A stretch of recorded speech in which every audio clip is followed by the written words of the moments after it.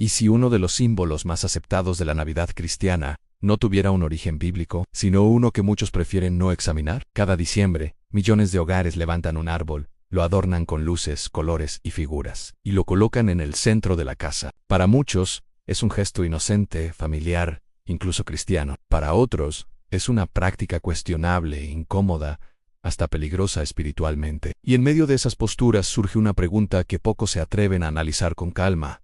¿Debería un cristiano tener árbol de Navidad? No es una pregunta superficial, porque no se trata solo de un objeto decorativo, sino de lo que representa, de su origen, de su significado y del lugar que ocupa dentro de una fe que dice basarse en la Biblia. La Biblia, curiosamente, nunca menciona el árbol de Navidad. No lo ordena, no lo prohíbe explícitamente, no lo presenta como símbolo del nacimiento de Cristo. Y ese silencio bíblico es precisamente lo que genera tanta controversia. Algunos argumentan que, como no está prohibido, no hay problema. Otros señalan que su origen es claramente pagano y que un cristiano no debería adoptar símbolos que no provienen de la adoración a Dios.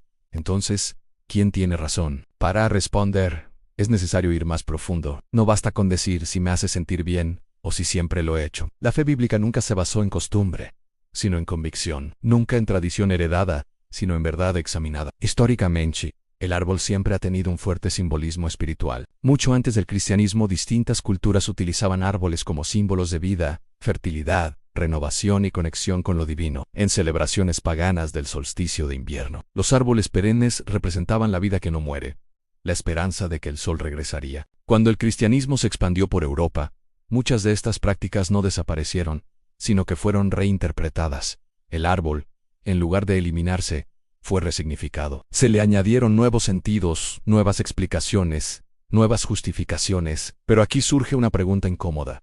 ¿Resignificar algo cambia realmente su esencia espiritual? La Biblia advierte repetidamente sobre adoptar prácticas religiosas de otros pueblos y adaptarlas para el culto a Dios, no porque Dios tema a los símbolos, sino porque sabe cómo el corazón humano se inclina fácilmente a la idolatría, incluso sin darse cuenta.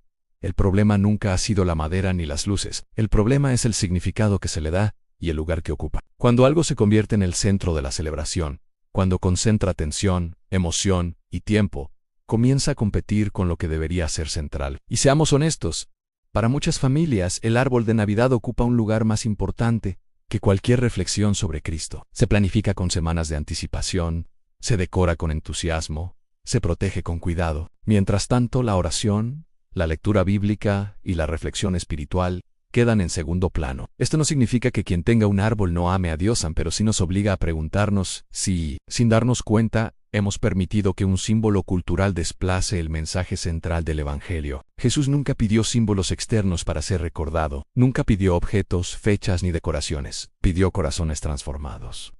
Pidió obediencia, pidió seguirlo cada día. Entonces, ¿por qué el cristianismo moderno está tan cargado de símbolos que no provienen directamente de la Biblia? La respuesta vuelve a ser la misma adaptación cultural. Con el paso del tiempo, la fe fue envolviéndose en elementos visibles, tangibles, fáciles de repetir, porque lo visible es cómodo. Lo simbólico tranquiliza, da sensación de pertenencia, aunque no siempre de transformación. El árbol de Navidad, en muchos casos, se ha convertido en un ritual. Y la Biblia es clara al advertir sobre rituales que se practican sin reflexión, no porque Dios sea rígido, sino porque la fe sin conciencia se vacía. Algunos defienden el árbol diciendo que hoy solo representa a Cristo. Pero aquí hay algo importante. Si un símbolo necesita tantas explicaciones para ser defendido, tal vez no sea tan claro como creemos. La adoración bíblica nunca fue confusa ni ambigua. La Biblia nos llama a huir de toda apariencia de idolatría, no solo de la idolatría evidente, sino de aquella que se disfraza de tradición inocente. Porque la idolatría no siempre se manifiesta arrodillándose ante una estatua. A veces se manifiesta dando prioridad a cosas que no deberían tenerla. Esto nos lleva a una verdad clave.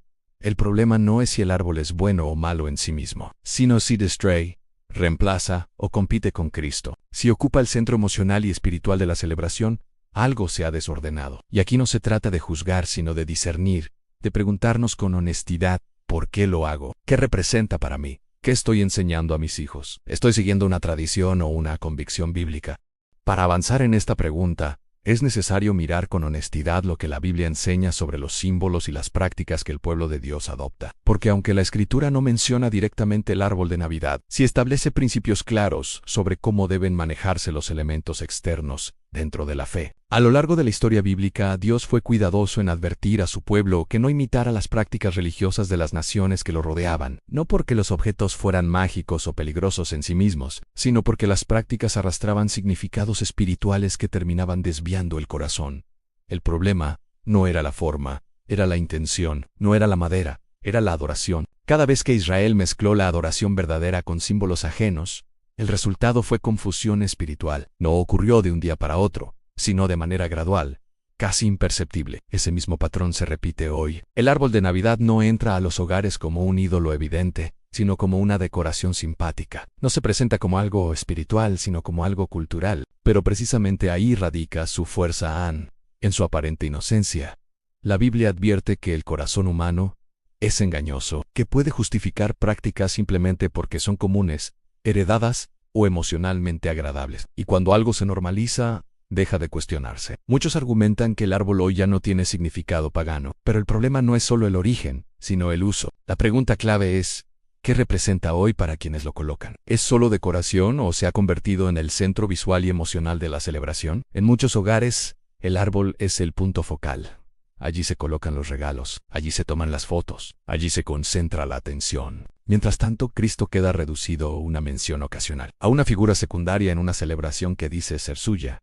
La Biblia nos enseña que Dios es celoso de su lugar, no porque sea inseguro, sino porque sabe que cuando algo ocupa el centro, moldea el corazón, y lo que moldea el corazón termina moldeando la fe. Jesús nunca pidió recordatorios visibles de su nacimiento, no pidió imágenes, ni fechas, ni símbolos, pidió que se le siguiera, que se obedeciera su palabra, que se viviera conforme a la verdad. Entonces, ¿por qué sentimos la necesidad de rodear la fe de objetos que la representen? Tal vez porque lo visible nos da seguridad, nos hace sentir que estamos haciendo algo, pero la fe bíblica no se mide por lo que se ve, sino por lo que se vive. Otro punto importante es el testimonio. La Biblia enseña que el creyente debe ser luz y ejemplo, pero cuando adopta prácticas sin discernimiento, corre el riesgo de confundir a otros. No todos entienden que el árbol solo es decoración. Para muchos, es un símbolo profundamente ligado a creencias ajenas al Evangelio. El apóstol Pablo habló extensamente sobre la conciencia, sobre cómo algo puede ser permitido para unos pero tropiezo para otros, y enseñó que el amor al prójimo debe pesar más que la libertad personal. Esto nos lleva a una reflexión incómoda.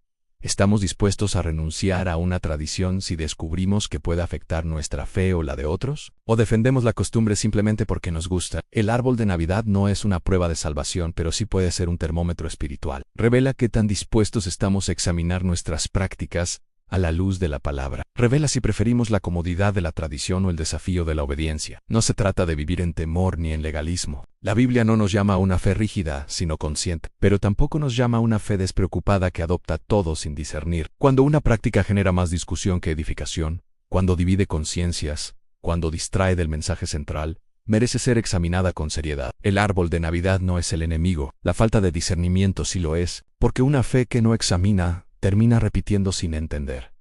Y una fe que no entiende, con el tiempo, se debilita. La pregunta no es solo si deberíamos tener un árbol, sino si estamos dispuestos a poner a Cristo verdaderamente en el centro, aunque eso signifique ir contra la corriente cultural. Y todavía queda un aspecto crucial por analizar. ¿Qué dice realmente la Biblia sobre prácticas que aparentan ser religiosas pero no nacen de ella? Para avanzar con honestidad, es necesario enfrentar una pregunta que incomoda. ¿Qué ocurre cuando una práctica aparentemente neutra comienza a ocupar un lugar espiritual que no le corresponde? La Biblia no aborda cada costumbre moderna, pero sí entrega principios claros para discernirlas. Uno de esos principios es que Dios no comparte el centro. A lo largo de las Escrituras, cada vez que algo compite con Él por la atención, el afecto o la devoción, se produce un desorden espiritual. No importa si ese algo parece inofensivo. Si desplaza a Dios del centro, se convierte en problema. El árbol de Navidad, en sí mismo, no tiene poder espiritual. Es madera, luces y adornos. Pero la pregunta clave es otra.